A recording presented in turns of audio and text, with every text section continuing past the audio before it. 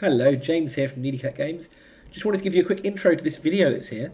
This is a snippet of our second Introduction to Tabletop Game Design course. See, I remember what it's called, it's good. Which we recorded here yesterday in the Needy Cat Games office. The course was originally delivered last month, no, in fact, in June, here in Nottingham, to a group of 12 people who really enjoyed it. And we originally were planning to film it on the day, but technical difficulties and stuff got in the way, so we didn't manage to do that. Instead, we filmed it now, and we've put that up online for everyone who backs us on Patreon. That's patreon.com/needycatgames for $5 a month or more.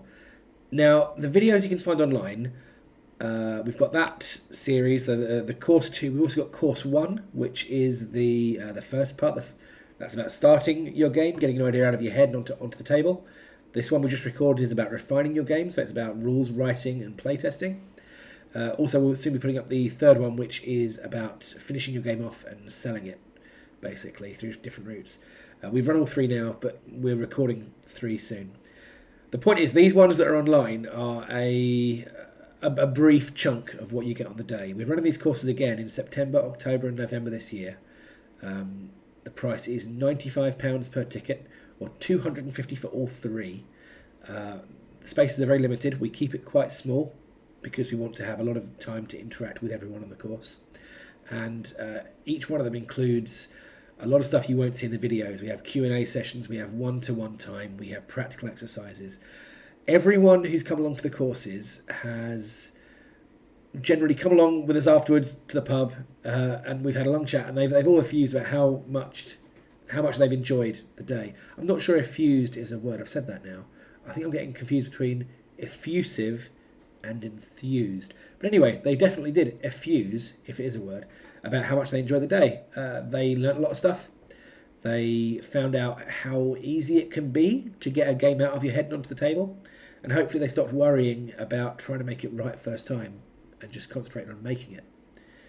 Anyway, what follows is a short clip from the recording of course 2 we did yesterday, which is all about some tips for writing clear rules. This will give you an idea of the kind of content and how we tend to deliver it. But really, if you want to see it properly, come along and see us in September, October and November. Tickets are available at www.needycatgames.com/events. See you soon.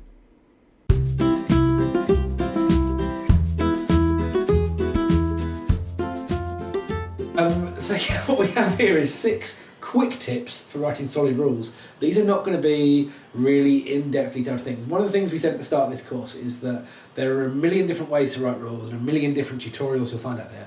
What we're aiming at here is kind of a structural look at rules writing, but at the same time wanted to throw in a few tips for writing good rules, because these are things that most new rules writers get wrong.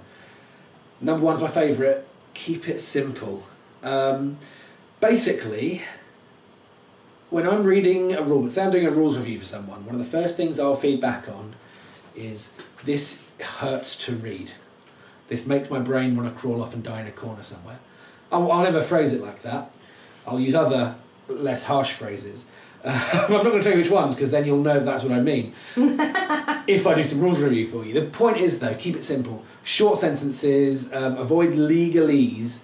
Some of the most unpleasant rules documents I've had to work on professionally are ones that have been refined and worked out over a period of time working at Games Workshop. Some of the rules we had a legacy to them. Blood Bowl, for example, had a 30-year legacy, and there were terms and sentences that hadn't really been rewritten in the last 10, 15 years, which meant that you had so much kind of baggage and legalese and jargon that had come in, and it meant that for any new player trying to learn the game, that was a huge barrier.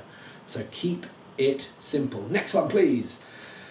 This follows on from that. Avoid jargon in technical terms. Now this sounds like it's repeating the same thing, but that's because it's so important.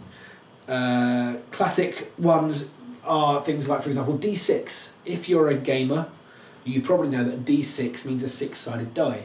If you're a random person who's picked up a game off a shelf and wants to play it in a board game cafe, for example, you might not know that. So you need to explain, and this is where your component list, for example, might work. Here is a 6-sided die, referred to in the rules as a D6. But what's even better is just to use the word die or dice if you prefer throughout the rules. Other ones include things like orthogonal. I've never seen the word orthogonal used outside of board games. It means not diagonal. So if you've got a square grid, something in the middle, and I'm going to doodle it on the board. Here we go. Just as a little thing. So here we go. If this is me here, then these squares are orthogonally adjacent. There we go. Someone hopefully learned a word just then. But please don't use it without explaining what it means, because if people have to stop and reach for a dictionary, or more likely their phone, in the middle of your rules explanation, they're going to lose track of what you're talking about. One concept per paragraph. Break up your paragraphs into smaller ones. You don't really want to have... Well, there's no fixed rule, but if you can keep a paragraph to between 5 and 6 lines at most, that's probably a good, thing. It depends on columns and things. The important thing is one concept per paragraph will generally keep it readable. Big blocks of text are just harder to take in. Say you're doing a section of rules about how you gather resources during your turn.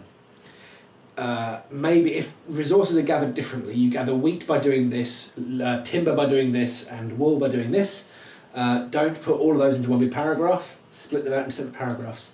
Keeps things nice and straightforward. Also avoid... disembodied voice. Disembodied voice. Also, please avoid things like, you can move in this way, except for on a Wednesday when you can move diagonally. Yeah. Also, though, this person also gets a bonus, but that person gets a negative, and if you get this, if you just put all of those caveats into one big block, it's massively overwhelming. So clearly explain what movement is, and then you can even do like a bullet pointed list on all of the exceptions if you want.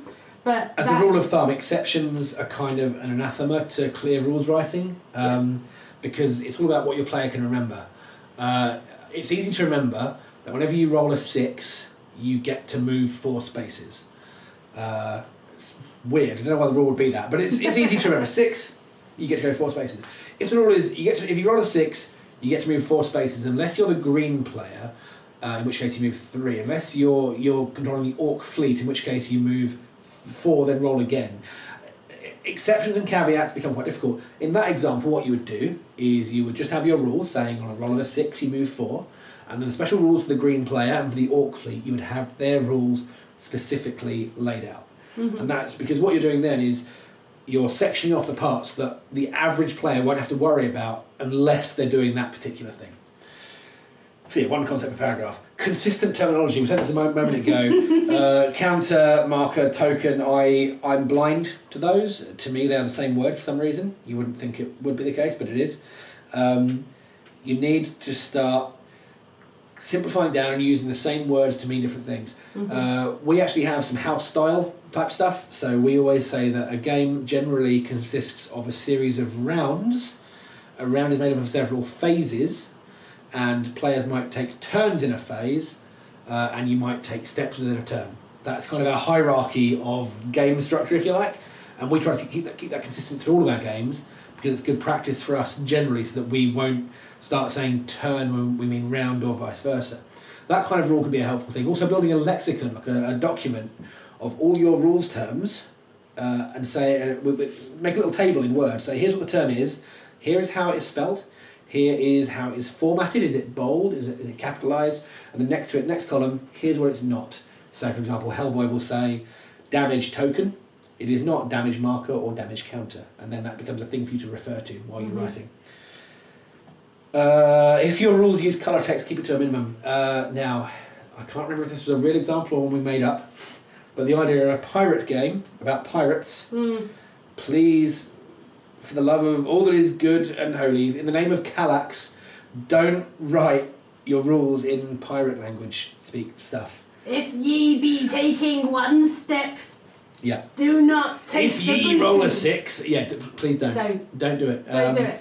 Similarly, as a side note, which is more of a course 3 thing, keep your font simple. Don't choose a characterful font for the rules text. But yeah, if you're using colour text meaning descriptive or flavour text, keep it to a minimum, and if necessary, split it out from the rules text. It can be useful. There are a lot of people saying that colour text has no place in rules at all, but in a thematic game, certainly, adding colour can explain why you're doing the thing and make it more intuitive. And intuitive rules are ones that players will forget less often. So, for example, going back to our previous thing, if you roll a 6, you can move 4 spaces. Let's say, for example, that you're rolling a dice. On a roll of a 1, you move nowhere at all. A 2 to 5, you move 2. And on a 6, you move 4. Maybe it's a racing game or something. Having a thing which says, on a roll of a 1, your engine has blown out and you can't move at all. On a roll of a 6, you gain a supreme boost and can move 4.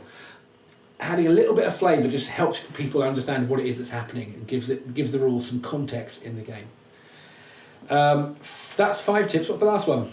Oh yeah, be willing to accept defeat. Sometimes, no matter how hard you try, no matter how much you try to get a rule to fit the other 5 rules we've got here, the other 5 tips rather we've got here, it will just be impossible. And you have 2 paths here. You either write a rule which isn't great and might be open to misinterpretation or ambiguity, or it might be confusing to read and understand. That's the first route. The second route is to change the rule. Even though this is stuff where what we're talking about here is rules writing rather than game design, if when you come to the rules writing you realise that it's just nigh on impossible to write a rule clearly, it is absolutely appropriate to go back and say, well, hang on, if we just simplify the rule and change it, is it easier to write? Yes. Go for it at that point. That also means it's probably easier to learn. Yes, absolutely. It's no bad thing.